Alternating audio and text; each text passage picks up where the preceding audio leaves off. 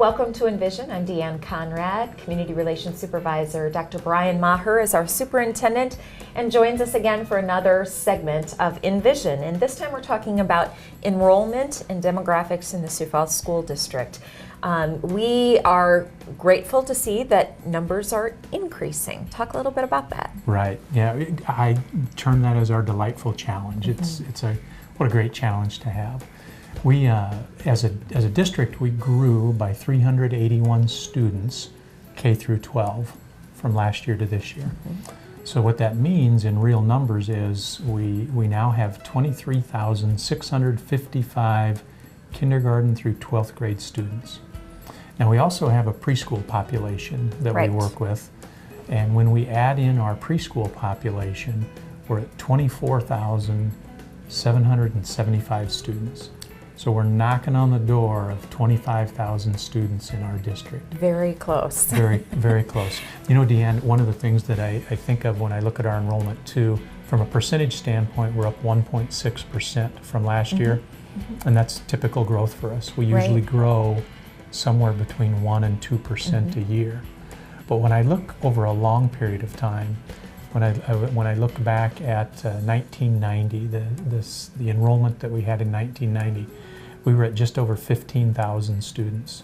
So in that 26 years, we've grown by 8,400 students. It's crazy. Think about that.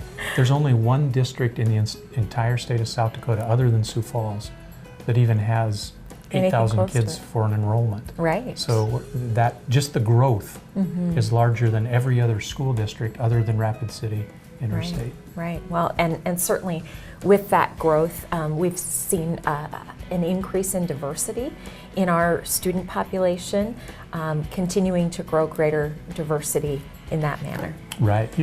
From a diversity standpoint, when I look at diversity, I think of diversity in terms of ethnicity, and I think of diversity in terms of socioeconomic status. Right. So when I look at the ethnicity piece of that, I like to look at things over time to see how things are trending.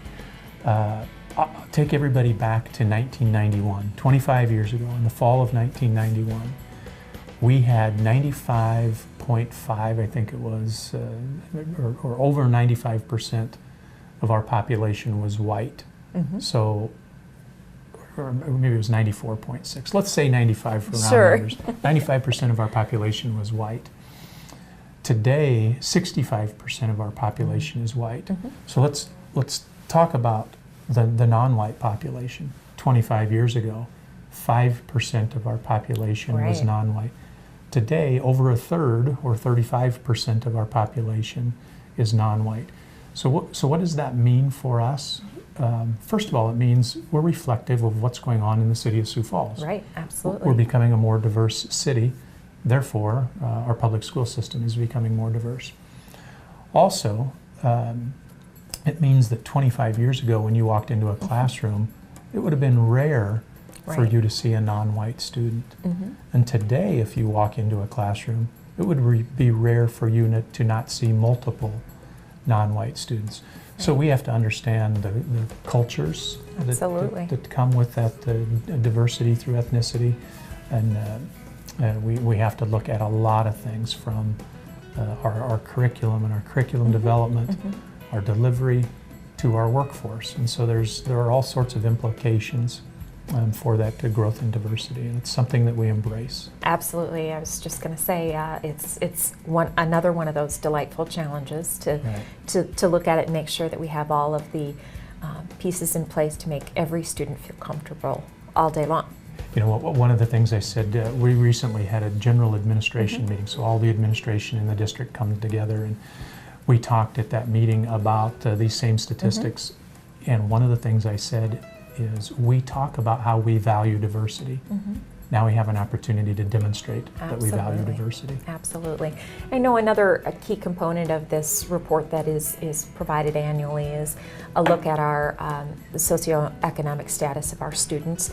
And we have long been concerned about that number ticking up. We're kind of about in the same area as we have been in the last couple of years or so, but still significant issues with poverty and socioeconomic status? Again, I look at that historical trend, and we are pretty flatlined from where we were last year to this year.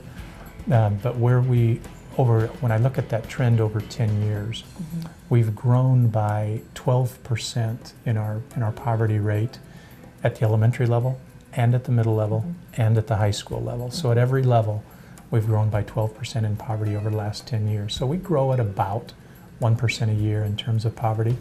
And that also has implications on a whole lot of things, not the least of which is, how do we work with students who are coming from poverty as their basis every day? So there are some things in terms of professional development for our staff, and also sensitivity when it comes to working with our students. So that's an impactful force in our community as well as in our school district. A lot of great opportunities for us to look for research and find best practices and then implement those things so that students have the best opportunities. No doubt. I think you're exactly right, and the word you used is spot on.